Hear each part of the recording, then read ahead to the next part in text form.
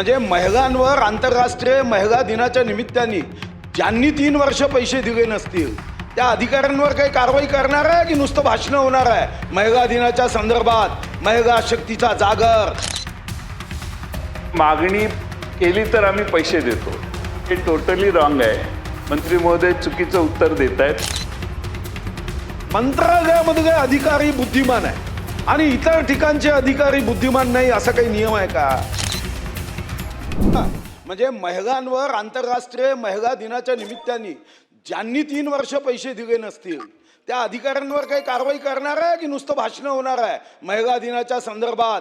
महिला शक्तीचा जागर, नारी से नारायणी तक, अबगा नहीं है सबगा है, हे फक्त शब्दात राहणार आहे की हृदयातून हा आवाजाचा ओंकार निघणार आहे?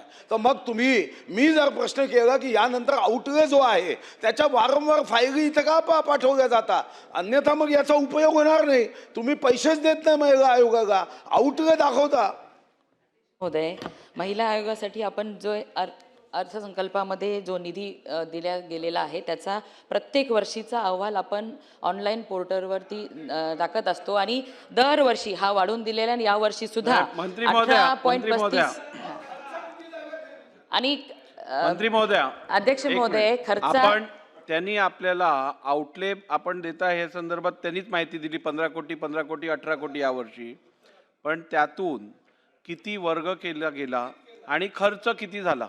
महोदय, महिला आयोगाच्या मागणीनुसार निधी आपण वर्ग करत असतो. कुठेही निधीची कमतरता कधीच आता पटलावर ठेवू आम्ही तो, पण दरवर्षी आपण जेवढा निधी खर्च केला तो दरवर्षी संकेतस्थळावरती आपण टाकत असतो. आणि अध्यक्ष महोदय, महिला आयोगासाठी निधीची कमतरता कधीच कमी पडत नाही. त्यांच्या आवश्यकतेनुसार प्रत्येक वेळी आम्ही निधी वितरित करत असतो. कमतरता आहे 6.5 कोटी महिलांच्या संदर्भातला हा विषय आहे. 6.5 कोटी महिला तिथं जात नाही याचं कारण असणाऱ्या तक्रारी, हुंडाबळीच्या तक्रारी आहे, सायबर क्राईमच्या तक्रारी आहे, महिलांची छेडखानी करण्याच्या तक्रारी आहे, महिलांचा लैंगिक छळ करण्याच्या हजारोच्या संख्येने तक्रारी आहे. आणि अध्यक्ष महाराज, एक आउटलेची फाईल जेव्हा तिथं येते की मंजुरी करा, 8 महिने पेंडिंग असते. अध्यक्ष महाराज, मला तुम्ही सांगा अध्यक्ष महाराज, तुम्ही महिला आयोगाच्या संदर्भामध्ये मी मागणी केली की जो आउटले देता पुन्हा मंत्रालयामध्ये अधिकारी बुद्धिमान आहे आणि इतर ठिकाणचे अधिकारी बुद्धिमान नाही असा काही नियम आहे का? अध्यक्ष महाराज, तोच IAS जिल्हाधिकारी मंत्रालयात सचिव म्हणून येतो. जिल्हाधिकारी असताना प्रश्नचिन्ह आणि सचिव झाल्याबरोबर प्रचंड बुद्धी वाढते का? जे जनरल नॉलेज मला आहे ते -9+5 म्हणजे 5व्या वर्षीपर्यंत मनुष्याच्या बुद्धीचा किती GB असेल तो 5व्या वर्षीपर्यंत 90% ठरते, नंतर बुद्धी वाढत नाही. मग हे जर विज्ञान सांगते, मेडिकल सायन्स सांगते, IAS असताना प्रश्नचिन्ह की त्याच्या फायली मंत्रालयात यायच्या आणि सचिव जागेबरोबर त्याचा बुद्ध्यांक वाढतो का? अध्यक्ष महाराज, मेडिकल सायन्स विचारा 5व्या वर्षीपर्यंत. म्हणून माझा स्पेसिफिक प्रश्न आहे, खर्च सांगावा किंवा आज आश्वासन द्यावं की यानंतर मंत्रालयात फाईल पाठवल्या जाणार नाही. जो आउटले आहे त्याला ताबडतोब महिला आयोगच मंजुरी देईल. आयोग आहे, कमिशन आहे, ते म्हणजे सामान्य संस्था नाही आहे. अध्यक्ष महोदय, सुधीर भाऊंची जी तळमळ आहे ती योग्य आहे, परंतु दरवर्षी मग 2023-24 मध्ये आपण 15 कोटी आयोगाने मागणी केली तेवढी त्यांना वितरित केलेली आहे. 24 दरवर्षी वाढून दिलेला आहे आणि महिला आयोगासाठी कधीच निधीची कमतरता होत नाही. जेवढी मागणी केली तेवढी मागणीची पूर्तता होत आहे. आणि आता सुद्धा 2026-27 साठी आपण 18 कोटी 35 लाखाची आयोगाने मागणी केलेली, तेवढी पूर्तता केलेली आहे. मागणीनुसार वितरित करतो अध्यक्ष महोदय. नाही असं नाही. 1 मिनिट बसून घ्या. मला वाटतं समाधानकारक उत्तर दिलं. आपला प्रश्न होता की आउटले किती आहे.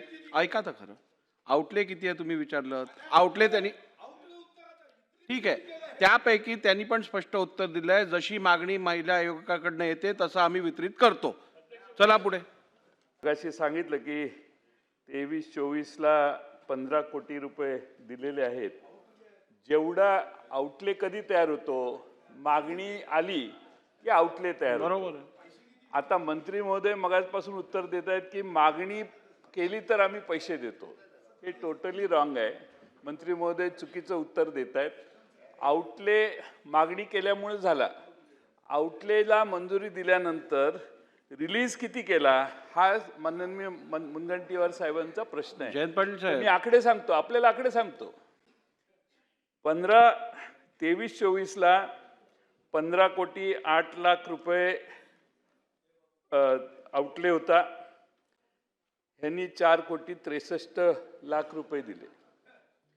24-25ला आउटले होता 15,28 लाख, यांनी 5,83 लाख दिले.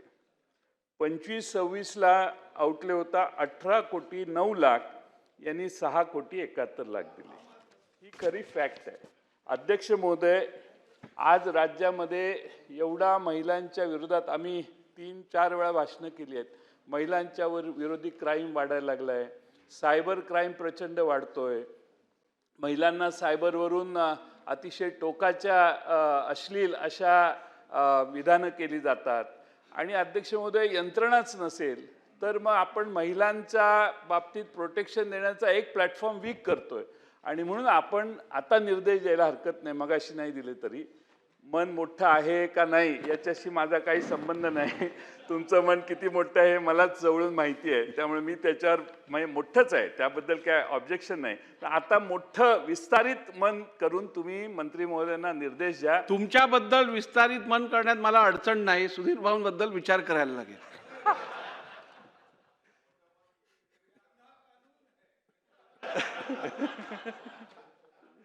आणि म्हणून माझी विनंती आहे की मंत्री महोदयांना आपण सूचित करावं की बजेटरी प्रोव्हिजन जी आहे तेवढी रिलीज करून, त्यांचा दुसरा मुद्दा आहे की त्यांना आयोगाला पूर्ण अधिकार देण्यात यावेत एक्सपेंडिचरचे, त्याला पुन्हा मंत्रालयात यायला लागू नये, असा स्वायत्तता देण्याची व्यवस्था सरकार करेल काय?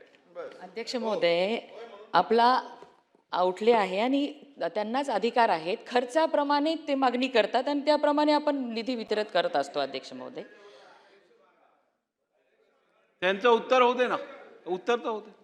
त्यामुळे महिला आयोगाच्या साठी कधीच निधीची कमी पडत नाही. त्यांनी जसा जसा कार्यक्रम घेतात, कार्यक्रमांचा खर्च होतो, त्या पद्धतीने त्यांना निधीची पूर्तता केली जाते. अध्यक्ष, ठीक आहे. महिला आयोगाच्या संदर्भामध्ये निधी अपुरा आहे म्हणून आमच्याकडे निवेदन दिले जातात. अध्यक्ष महाराज, महिला आयोगांना काय काय करायचं आहे? जनजागृती करायची आहे, देता का पैसे तुम्ही? अध्यक्ष महाराज, संशोधन करायचं आहे, रिसर्चला पैसे नाही. एकूण राज्यामध्ये अशा तक्रारीचं विश्लेषण करायचं आहे, मानसिकतेचं विश्लेषण करायचं आहे, समुपदेशन करायचं आहे, शिफारशी करायच्या आहे. आणि माननीय मंत्री महोदय म्हणताय मग आपण ते कुऱ्हाडीचा दांडा गोत्यास का आलाय? सन्मान्य सुधीर भाऊ आणि सन्मान्य जयंत पाटील साहेब हे दोघेही राज्याचे अर्थमंत्री म्हणून त्यांनी उत्तम काम केलेलं आहे. आणि म्हणूनच बजेट संदर्भात त्यांना चांगली माहिती असणं हे अपेक्षितच आहे. मला एवढंच सांगायचं आहे की एका संस्थेचा अध्यक्ष म्हणून, विधिमंडळाचा अध्यक्ष म्हणून माझ्याकडे बजेट संदर्भातली जी माहिती आहे आणि कार्यपद्धती जी आहे ती अशी आहे की आउटलेमध्ये आपण ठरवतो की त्या वर्षाचं या खात्यासाठी आपलं बजेट किती असणार. ऐका, किती असणार. त्यानंतर ज्या वेळेला जसं जसं त्या संस्थेला किंवा त्या खात्याला खर्च करायचा असतो ते फायनान्सकडे परत पाठवतात. फायनान्सकडे मागणी केल्यानंतर फायनान्स रिलीज करतं. आता जर त्या कमिशननी, विमेन्स कमिशननी मागणीत 4 कोटीची खर्चाची केली असेल तर 10 कोटी का ते वितरित करणार? त्यामुळे एक मिनिट ऐकून घ्या. त्यामुळे मंत्री महोदयांनी एवढंच सांगू दे की महिला आयोगाकडनं आपल्याकडे जेवढी मागणी केली गेलेली वितरित करण्यासंदर्भातले पैसे तेवढे आपण वितरित केलेत का? प्रश्न संपतो. अध्यक्ष महोदय, होय अध्यक्ष महोदय, कधीच कुठल्या पण महिला आयोगाची मागणी प्रलंबित नाहीये. बस संपला विषय. चला पुढे बोला. अध्यक्ष महोदय, सन्माननीय मंत्री महोदयांनी दिलेली माहिती, जसं आपण सदस्यांनी दिलेली माहिती सत्य म्हणून समजतो तशीच मंत्री महोदयांनी दिलेली माहिती सत्य आपण समजावी. आणि जर का चुकीची असेल तर त्या संदर्भात आपण पुढची कारवाई करू शकता.